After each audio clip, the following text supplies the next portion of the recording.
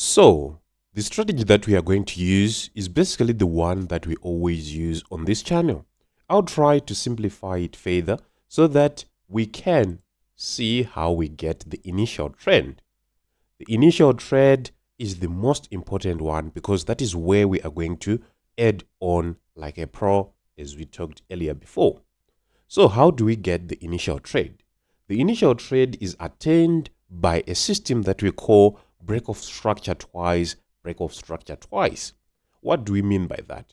Right now we are on CHF against JPY. We are on the H1 time frame.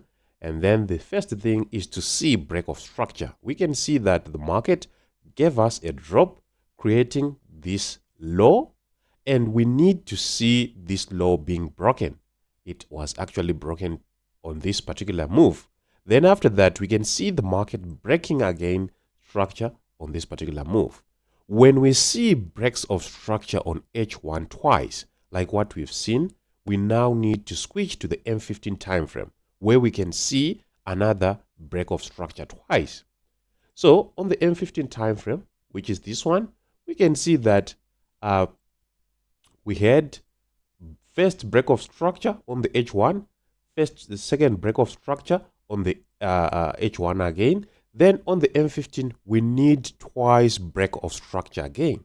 So on the M15, we can see that we had first low that was issued and then break of structure. I'll change the color so that it will be clear. So we had the first break of structure, then the second break of structure. After the second break of structure, within the last break of structure of the H1 time frame, that is where we make our entry.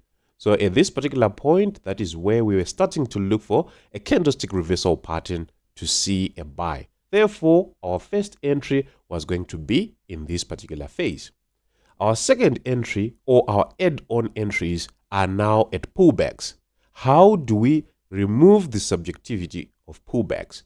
We use a concept whereby we can employ indicators like the 50 EMA or the 200 EMA, but we can use the fair value gap, which is actually a concept from the smart money concept, and this will not require any indicator.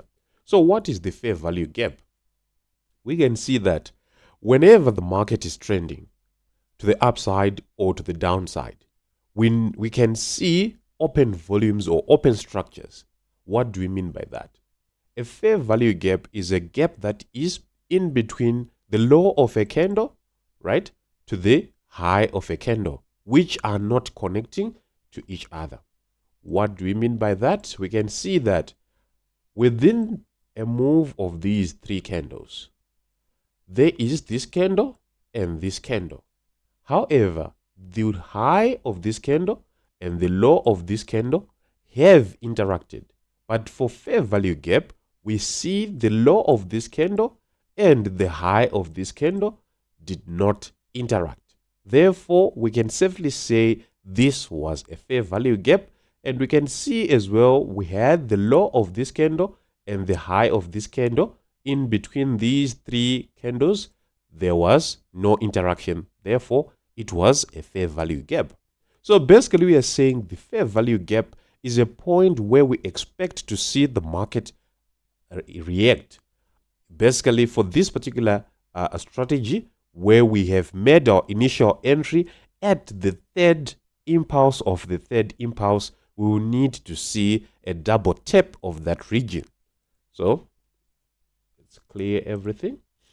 So basically, we are saying, whilst on that, we have seen that this is a fair value gap, and reaction of price within that fair value gap into the future is what we would want, right? We can see that after making our third level entry at this particular point, the market went to the upside. Where were we going to make an add-on entry? We're going to make it on the fair value gap. And as I've said, if the fair value gap is difficult for you, you may employ indicators. So in this particular case, we had a fair value gap, and then the market gave us a double tap of that region, and it went to the upside like that. So basically, that is how we will be adding on our entries. Now to the risk parameters.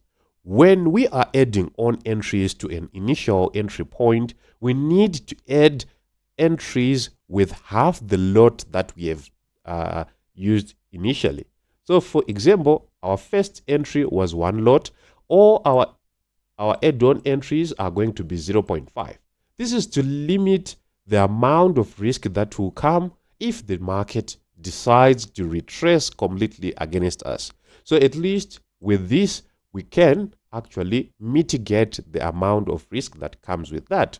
So make sure when you are making your first entry, it should be of high quality.